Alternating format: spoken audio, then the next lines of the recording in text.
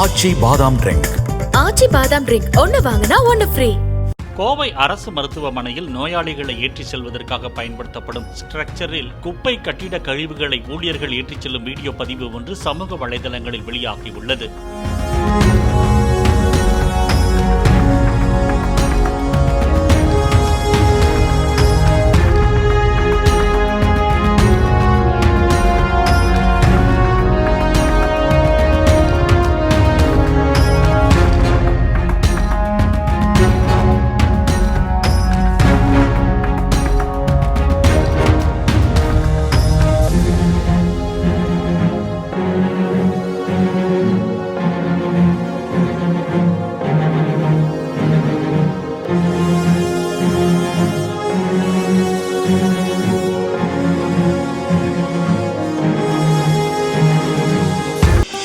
ஆச்சி பாதாம் ட்ரிங்க்.